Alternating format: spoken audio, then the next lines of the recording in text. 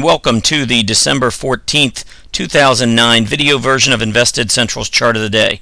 I'm Tom Boley, Invested Central's Chief Market Strategist, and it's my pleasure to provide you with today's Chart of the Day.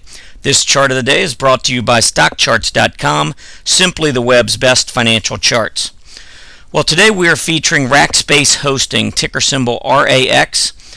You can see, like many other stocks, off of the February-March lows, in this case the February lows, we've had a nice move to the upside.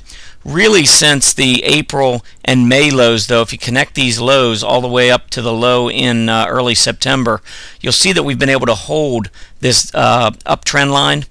Also, if you take that same slope of that line and connect it to the end of June high, you'll see a parallel uptrend channel that we believe RAX is continuing to trade within, and we're going to continue to follow this until it breaks down. Now, to the upside, as RAX has been trending higher, notice that most of the time, as it continued to move higher with a higher MACD, it would pull back, hit its 20-day moving average, and then bounce further until it would run into negative divergence. The August high actually here comes up when it hits $16. You can see higher prices, much lower MACD here. That was a negative divergence.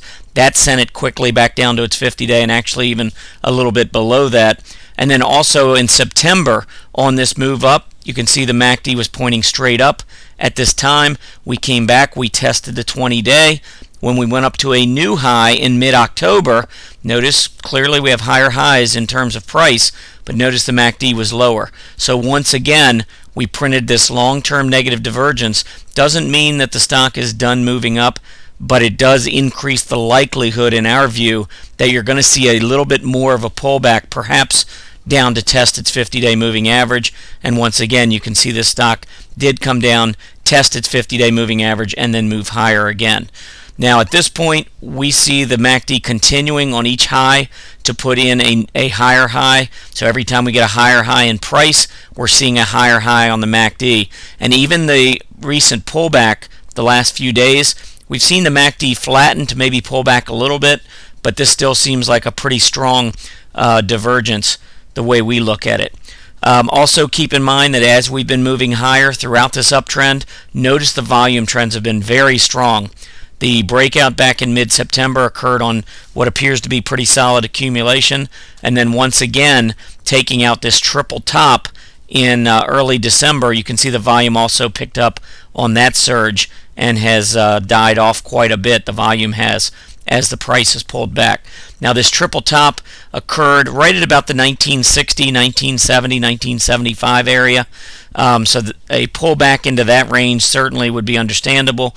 That's what we've gotten here over the last week, is a pullback down to about the 1975, and we actually closed on Friday at 1990. So we think that RAX still looks to be a pretty solid position going forward. The pullback has obviously created a better risk-reward scenario than it had just a few days ago when it was near the top. Printed this doji suggesting a reversal, and of course that's what we've seen. So we like the stock. We'll see how it does in the future. Obviously, a lot of these longs are going to perform based on how the overall market performs, and as we head into Monday, December 14th, the market is at a critical resistance level, so we'll see how that plays out. I hope you've enjoyed our presentation today. Be sure to check out our chart of the day every day at investedcentral.com. While you're there, be sure to sign up for our free weekly Market Pulse newsletter and have the chart of the day emailed directly to you. Happy trading.